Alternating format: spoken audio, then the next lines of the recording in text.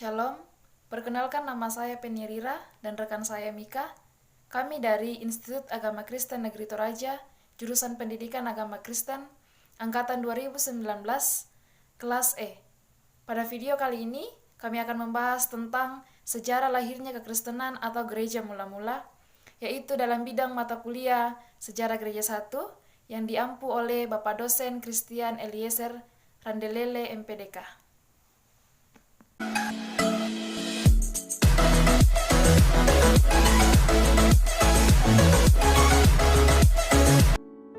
Lahirnya kekristenan atau gereja tidak terlepas dari peran serta tiga negara besar yang berpengaruh pada masa gereja mula-mula.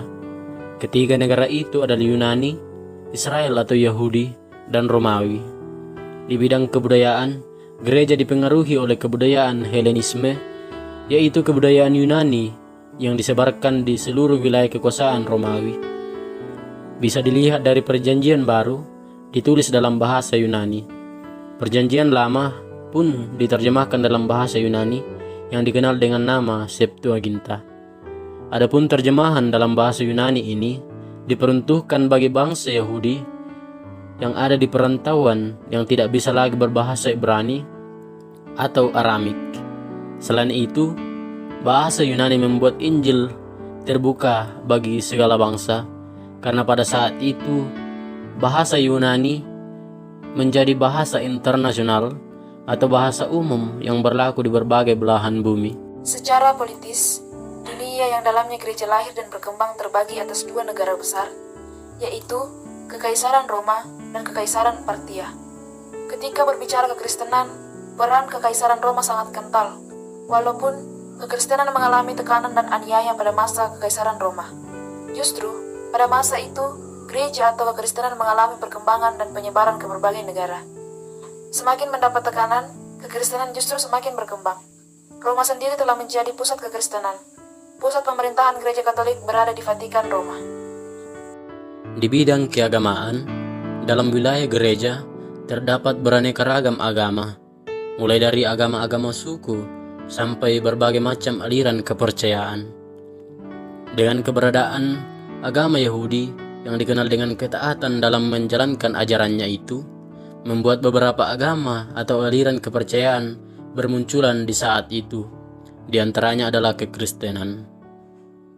Kekaisaran Romawi menganggap Yahudi dengan Kristen sama, namun orang Yahudi menolak anggapan itu. Bahkan orang Yahudi menganggap kekristenan itu adalah sekte. Pertama kali muncul sebutan Kristen adalah di Antioquia, yang tertulis dalam Kisah Para Rasul, pasalnya yang ke-11 ayatnya yang ke-26. Sebutan ini sebenarnya merupakan ejekan atau hinaan bagi pengikut Kristus. Mengapa?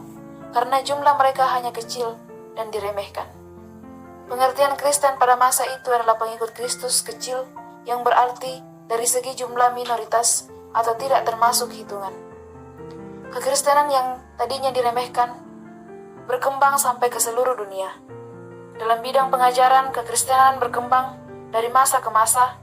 Demikian juga, gereja Kristen dilahirkan dalam satu konteks pada masa lampau, seperti yang disebutkan, yaitu Yunani, Romawi, dan Yahudi. Dalam konteks dunia Yunani, pengaruh Yunani terlihat secara intelektual. Kekuasaan secara intelektual sangat terasa dalam dunia kekristenan. Bukan hanya kekristenan saja, bahkan di bidang pengetahuan lainnya juga.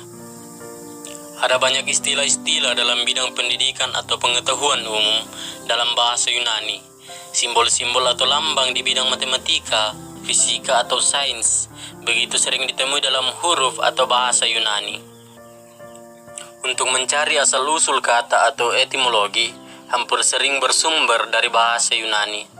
Ilmu yang cukup dikenal di dunia Yunani adalah filsafatnya. Kelahiran ilmu filsafat bermula dari Yunani, bahkan pemikir yang brilian kebanyakan berasal dari Yunani.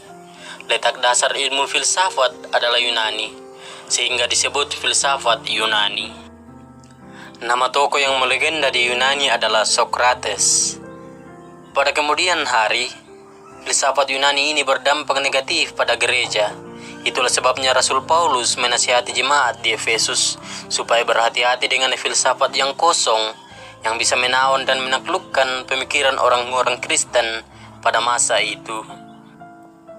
Filsafat Yunani merupakan satu tantangan bagi gereja Kristen, tetapi juga telah membuka jalan bagi penerimaan gereja Kristen. Dengan kehadiran filsafat Yunani, pola pikir orang-orang Kristen semakin kritis. Pada kemudian hari, bermunculan tokoh-tokoh yang sangat handal yang bisa memadukan dan memanfaatkan filsafat itu dengan kekristenan. Misalnya, Aurelius Agustinus, yang pada mulanya mengabdikan dirinya pada bidang filsafat dengan menempuh studinya di Kartago. Bagi orang yang sudah terbiasa dengan filsafat Yunani, Perjanjian Lama memberi kesan sangat bersahaja dan tidak rohania.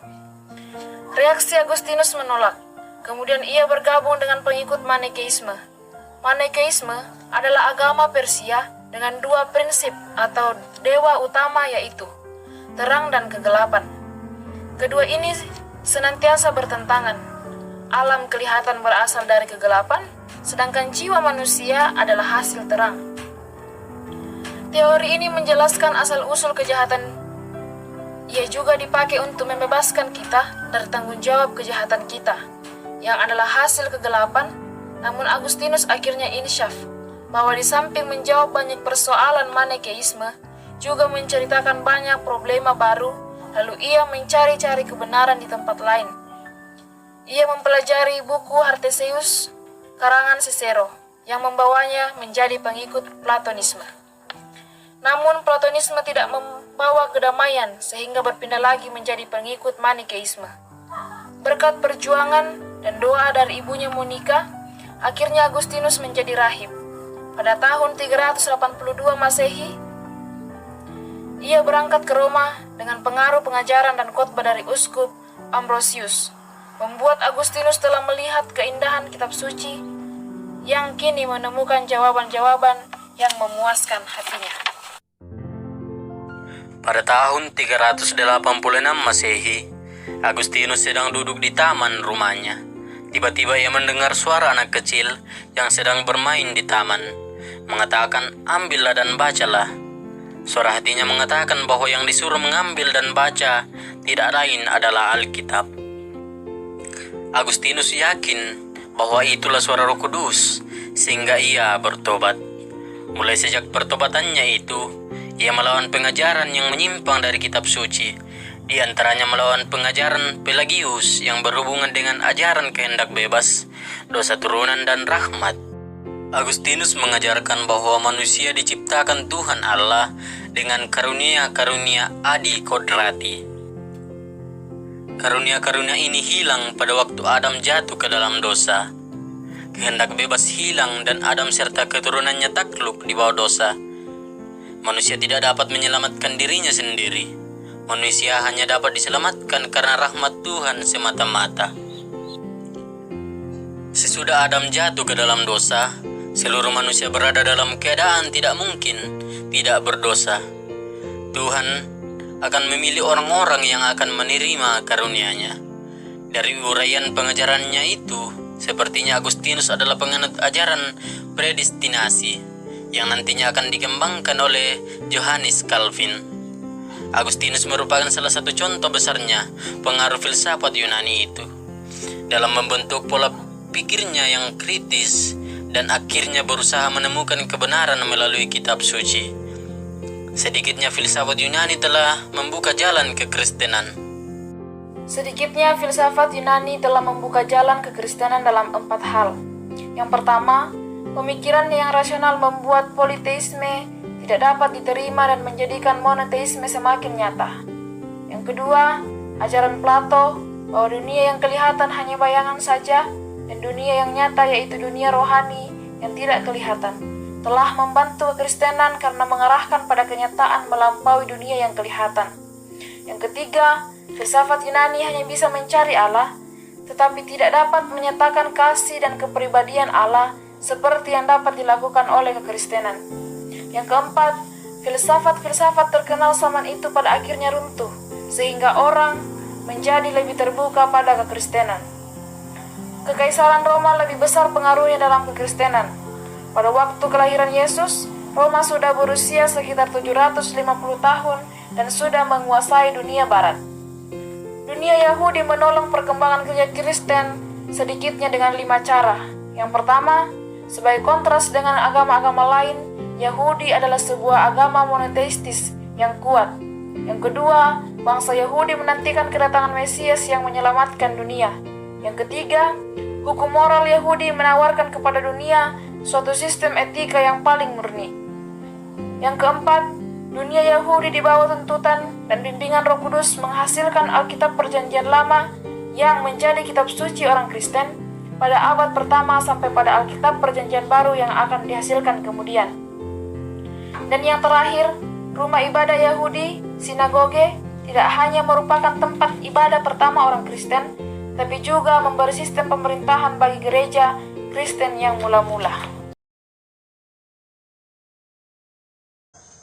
Demikianlah sejarah lahirnya kekristenan atau gereja mula-mula. Dari sini kita bisa belajar bahwa menjadi orang Kristen kita harus tetap setia dalam menyembah Allah.